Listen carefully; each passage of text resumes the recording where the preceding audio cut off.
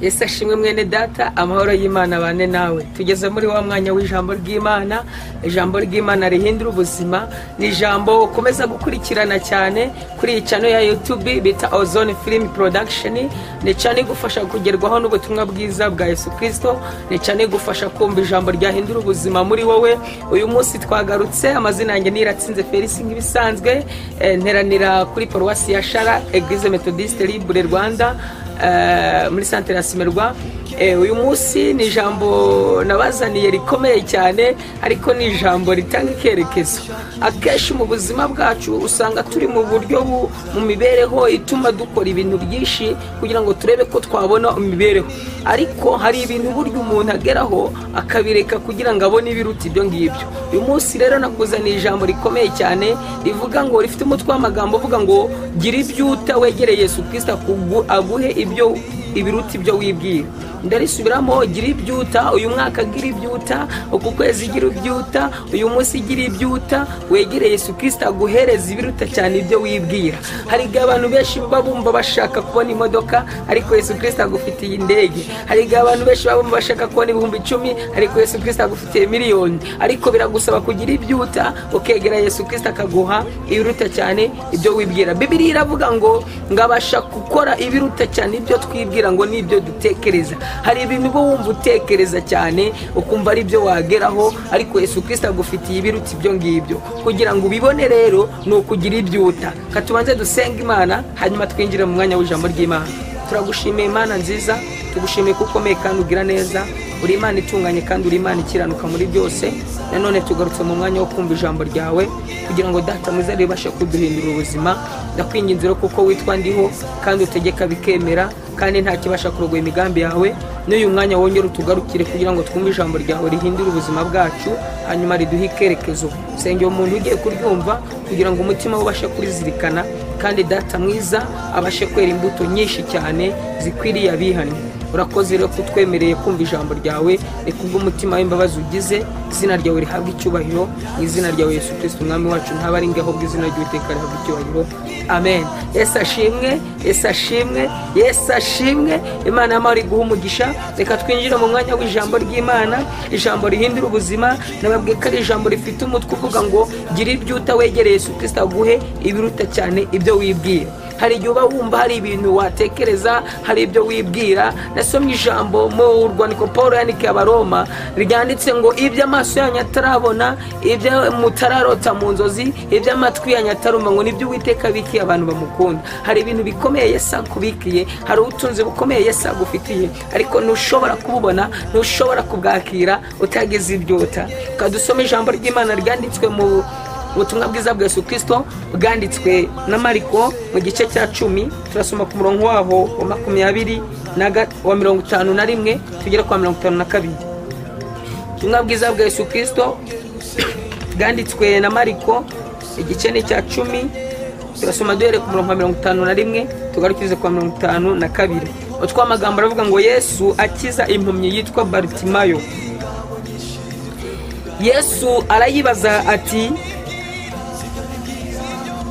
urashaka ko nkugirira nte? Iyo mpumyi iramusubiza iti, mwigisha, ndashaka guhumuka. Yesu arayibwira ati, igendere, kwizera kwawe kuragukijije. Uwo mwanya arahumuka, amukurikira mu nzira. Imana itugirire neza. Turongera dusome duhere ku murongo wa 50 kugira ngo ubashe kuryumva. Ni ijambo ry'Imana, ni ijambo rihindura ubuzima, ijambo turi gusanga mu butumwa bwiza bwa Yesu Kristo bwanditswe na Mariko. Turi gusoma mu gice cya 10 duhere ku murongo wa 50. Haranditswe ngo, nayo itaha umwenda wayo irabaduka yegera Yesu. Yesu arayibaza ati, urashaka ko nkugirira nte? Yesu iyo mpumyi iramusubiza iti, mwigisha, ndashaka guhumuka. Yesu arayibwira ati, igendere, kwizera kwawe kuragukijije. Uwo mwanya arahumuka, amukurikira mu nzira. Imana ishimwe cyane. Nakubwiye ngo ni impumyi yitwa Bartimayo. Nakubwiye ngo hari ikintu umuntu ata mu buzima, hari ibyo umuntu ata mu buzima, hari icyo bigusaba, kugira ngo wakire ibikomeye. Yesu agufitiye ibiruta ibyo wibwira cyane, ariko biragusaba ko hari icyo uri buti. Ese mu buzima bwawe hari icyo wigeze guta? Paulo ari kwandikira Abifilipi mu gice cya 3 ageze ku murongo waho wa 7 arababwira ngo ibyarinda muyange nabitekereje kari igihombo ngo kubw'ubutumwa bwiza bwa Yesu Kristo, ngo kubwo gutunga ubutunzi butagira akagero ngo ari bwo gutunga Kristo. Ese wo hari ibintu wigeze uta mu buzima bwawe kugira ngo uronke Kristo? Abantu benshi baravuga ngo bakunda Imana, ariko iyo babwiye ngo nibagire ibyo bahara begera iyo Mana bahita bakugaragariza yuko batayikunda. Ariko uyu munsi ndagira ngo hari ikintu uri gushaka ko Imana yagukorera. Uku kwezi hari ikintu uri gushaka ko Imana yakuremera. Niba hari ikintu uri gushaka ku Mana muri iyi minsi, ndagira nkubwire ngo gira ibyo uta. Bibiliya iratubwiye ngo nayo ita umwenda wayo ngira baduka yegera Yesu. Uyu mugabo uvugwa hano yari impumyi yitwa Baritimayo. Baritimayo yari impumyi isabiriza ku muhanda. Baritimayo yari impumyi itabona, kandi Baritimayo ikibazo yari afite yarasabirizaga ku muhanda akabasha kumva amajwi ariko ntarebe. Murabizi neza ko iyo umuntu abasha kureba hari ibintu yisobanurira, hari ibintu yibwira ntawe umuntu umusobanuriye. Baritimayo yari afite ikibazo gikomeye. Baritimayo yarasabirizaga ariko Baritimayo ntiyabashaga kumva, ntiyabashaga kubona. Baritimayo yumvaga ibintu biri kuvuga ariko ntabashe kureba ngo yisobanurire. Ubwo yasabirizaga rero, umunsi umwe ari gusabiriza, vuga ngo ni umunsi w'agatangaza mu buzima bwawe, vuga ngo ni umunsi w'amashimwe mu buzima bwawe. Baritimayo ntiyari yabimenye, Baritimayo ntiyari azi ko uwo munsi uri bubonekamo amashimwe. Ndagira nkubwire ngo Imana ifite inzira nyinshi izacamo kugira ngo ikurengere. Ushobora kuba utabimenye uyu munsi, ariko ndagira ngo nkubwire ngo Uwiteka afite inzira nyinshi azacamo kugira ngo akurengere. Ni Imana ikomeye kandi ni Imana itunganye, ni Imana ikora imirimo. Baritimayo rero amaze kugera kumara icyo gihe cyose ngaza kumva ngo induru isakuza cyane, bari kuvuga ngo mwigisha mwigisha. Baritimayo arabaza ngo nibiki byabaye. Baravuga ngo ni Yesu w'i Nazareti turi kuhanyura. Baritimayo yumvisha iryo jwi. Iyo ukomeza usoma ku mirongo yo hejuru ngo Baritimayo ngahita ahamagara. Ndagira nkubwire ngo hari umugabo wo guhamagarwa akakumvira. Baritimayo arahamagara ngo mwene Dawidi, arahamagara ngo mwigisha, tugirire impuhwe, tugirire ibambe. Ukwiye gutakambira Imana muri iki gihe ukayibwira ngo nange ngirire impuhwe, nange ngirire imbabazi. Haleluya. Baritimayo amaze guhamagara ariko ngo abantu baramucyaha. Ndagira nkubwire ngo muri iyi si abantu benshi baragucecekesha. Iyo uri guhamagara Imana ibigeragezo birakubwira ngo ceceka ntikumvira. Abantu bakubwira ngo ntaho uri kujya. Iyo uri mu bigeragezo bikaze ngo abantu barakuvuga ngo uragahe, ngo bakakuvuga bongorerana ngo ntibucya. Ariko Bibiliya iravuga, ariko umuririmbyi aravuga ngo bukongera bugacya. Ndagira nkubwire ngo buzongera buke mu buzima bwawe. Egera Yesu ahindura ibikomeye mu buzima bwawe. Baritimayo ngahamagara cyane, ngarahamagara bwa mbere, ahamagara bwa kabiri, ahamagara bwa gatatu. Abantu baramucyaha. Bibiliya iravuga ku murongo wa 48 ngo abantu baramucecekesha ngo nahore. Ndagira nkubwire ngo hari ubukene buri kugucecekesha ngo ntusenge. Ndagira nkubwire ngo hari icyaha urimo kiri kugucecekesha ngo ntusenge. Ariko ndagira ngo genda usenge Imana, wegere Yesu Kristo agira icyo ahindura, aguha ibiruti cyane ibyo wibwira.